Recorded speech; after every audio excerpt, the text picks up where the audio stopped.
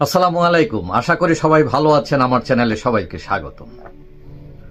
হঠাৎ করে একটা চমক দেখেছেন আমাদের সেনাপ্রধান। তিনি বলছেন যে 18 মাসের মধ্যে নির্বাচন করবেন বা করার চেষ্টা করবেন।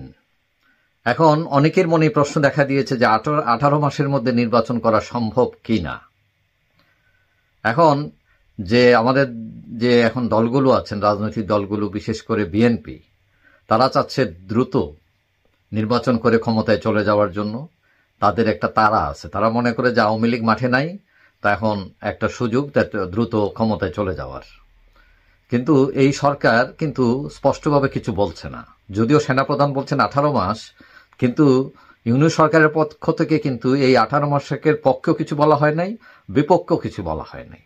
অর্থাৎ তারা অনেকটা চুপ, কারণ তারা জানে এই সময়ের মধ্যে নির্বাচন তারা করতে পারবে না।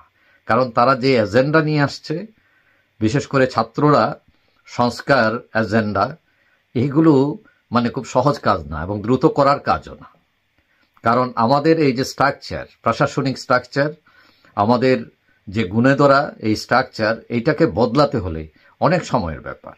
এখন সরকার বলছে যে তারা যে 6টা কমিটি করে দিচ্ছে, এই কমিটির রিপোর্ট দিবে ডিসেম্বরে, এবং এটা রিপোর্ট দেওয়ার পর তারা রাজনৈতিক দলগুলোর সাথে বসে এটা একটা ঠিক করবে সংস্কারের বিষয়ে, তারপর সংস্কার কাজ করবে, তারপরে নির্বাচনের ভোটারদের হালনাগাদ হবে, তারপর নির্বাচন কমিশন ভোটে যাবে।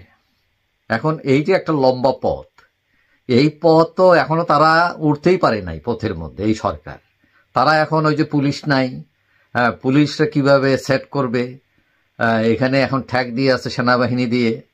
তারপরে গার্মেন্টসের সমস্যা, অনেক গার্মেন্টস বন্ধ হয়ে গেছে, এগুলো কিভাবে চালু করা যায়, মানে অর্থনীতির চাকা সচল করা যায়। তারপরে এই যে প্রশাসনে একটা বিরাট হইচই চলতেছে যে এখানে কোনো বদলি, তারপরে কাউরে বরখাস্ত করা হইতেছে, কেউ পলাতক। তো এইটা সেট করতেই তো এই যে 2 মাস প্রায় চলে গেছে, এবং এগুলো এখনো শেষ করা যায় নাই। সো বুঝতেই পারছেন সংস্কারে কিন্তু এখনো কাজ এখনো শুরুই হয় নাই বলতে গেলে। তো আপনার কিভাবে বললেন যে 18 মাসের মধ্যে কিভাবে সম্ভব এটা?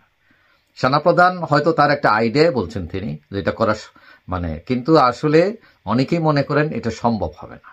কমপক্ষে 2.5 বছর সময় লাগবে। তো আমরা যদি 2.5 বছর হিসাব করি, তাহলে দাঁড়ায় যে এটা 2026 সালের ডিসেম্বরের দিকে হইতে পারে, অথবা 2027-এর জানুয়ারিতে হইতে পারে। এখানে আরেকটা ব্যাপার আছে, এই সময়ের চেয়ে আরো বেশি সময় লাগতে পারে। কারণ ইউনিয়ন সরকারের সাথে আছে কিন্তু ছাত্ররা, তারা কিন্তু অনেকটা অ্যাম্বিশাস আছে। কারণ তারা দল করবে, দল গুছাবে, এই ধরনের প্ল্যান কিন্তু এদের মাথা থেকে এখনো যায় নাই। কারণ তারা এটা জানে যে এদেশের অনেক মানুষ তৃতীয় শক্তি চায়।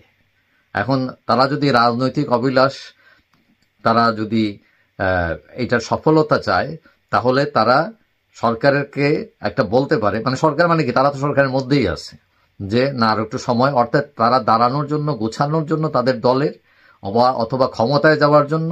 তো এগুলো তো করতে সময় লাগে, দল তো তৈরি করা, দাঁড়ানো, মানুষের কাছে যাওয়া, এগুলো সময় সাপেক্ষ।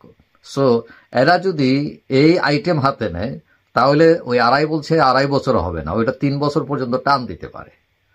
এখন কথা হলো যে দলগুলো তো অস্থির হয়ে গেছে, অনেকগুলো দল, তারা ক্ষমতায় যাওয়ার জন্য। তো এখন তারা যেটা ইস্যু দিচ্ছে যে গণতন্ত্রের ইস্যু, এই সরকার তো গণতান্ত্রিক না, গণতান্ত্রিক সরকারের হাতে ক্ষমতা দেওয়ার জন্য। তো এখন আপাতত তারা একটু চুপ আছে, কারণ এখন যদি তারা একটু বেশি নড়াচড়া করে, পাবলিকই খেপে যাবে। বলবে যে তোমরা সংস্কারের জন্য তাদের সময় দিচ্ছ না, এবং সংস্কার তোমরা নিজেরাই বলছো 15 বছরে বিরাট জঞ্জাল। তো এগুলো তো মানে ঠিক করতে সময় লাগবে। তো এখন তারা হয়তো, আমার ধারণা, বছর খানেক পর্যন্ত অপেক্ষা করতে পারে। তারপরে কোনো সিমটম নির্বাচনের না দেখলে তারা রাজপথেও নামতে পারে, যদি সরকার দ্রুত নির্বাচনের ঘোষণা না দেয়, এবং সেক্ষেত্রে গণেশ উল্টে যেতে পারে। তো এখন কথা হচ্ছে এত তাড়াহুড়ো করেও লাভ নাই, কারণ আপনারা নিজেরাই বলছেন যে সংস্কার চান। তো এখন সংস্কার না করে যদি দ্রুতই সরকার চলে যায়, তাহলে কি দাঁড়াইলো? মানে ওই একটা পচা ডিম রাইখা গেলেন আর কি। তো এখন পচা ডিমে যতই আপনি তাপ দেয় না কেন মুরগি, তাতে কিন্তু বাচ্চা ফুটবে না।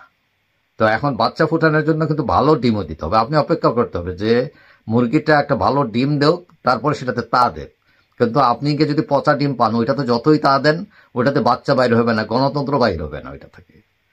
তো যাই হোক, এখন আশা করি সবাই ধৈর্য ধরে করবেন এবং সরকারও মানে আননেসেসারি সময় নষ্ট করবে না আশা করি, এবং দ্রুতই গণতান্ত্রিক প্রক্রিয়ায় আমরা যেতে পারবো এবং মানুষের কথা বলা অধিকার, মানুষের যে স্বপ্ন সেটা বাস্তবায়িত হবে। যাই হোক, সবাই ভালো থাকবেন। আশা করি দেখা হবে অন্য কোনো ভিডিওতে ইনশাল্লাহ। আল্লাহ হাফেজ।